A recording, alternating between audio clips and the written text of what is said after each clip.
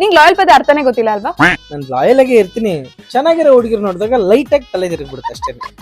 ಅವ್ರು ಚೆನ್ನಾಗ್ ಕಾಣಕ್ ಏನ್ ಮಾಡ್ತಾರೆ ಅಂತ ಗೊತ್ತಾ? ಏನ್ ಮಾಡ್ತಾರೆ? ಮೇಕಪ್ ಹಾಕೊಳ್ತಾರೆ. ನೀನ್ ಹಾಕೋ. ನಾನ್ ಹಾಕೊಂಡ್ರೆ ನಿಂಗ್ ಬರೀ ತಲೆ ಸುತ್ತಲ್ಲ ತಿರ್ಗಿ ಬಿದೋಗ್ತೀಯ ನೀನು. ಅಂತ ಮೇಕಪ್ ಏನ್ ಹಾಕ್ತೀಯಾ? ಫೀಸಸ್ ಕೆನಡಾ ಅವ್ರ ಮೇಕಪ್ ಹಾಕ್ತೀನಿ ನಾನು. ಇವಾಗ ನನಗೆ ಗೊತ್ತಾಯ್ತು ನೀವೆಲ್ಲ ಏನಕ್ಕೆ ಮೇಕಪ್ ಬೇಡ ಅಂತೀರಾ ಅನ್ಬಿಟ್ಟು. ಈ ವಿಡಿಯೋ ನೋಡಿತಾನೆ ನೀವು ಮೇಕಪ್ ಮಾಡಿದ್ರೆ ಇಷ್ಟ ಕೆಡ್ದಾಗ ಕಾಣ್ತೀರಾ ಅನ್ಬಿಟ್ಟು ನೀವು ಅನ್ಕೊಂತಿದ್ದೀರಾ ತಾನೆ, ಬಟ್ ಇದು ಸುಳ್ಳು.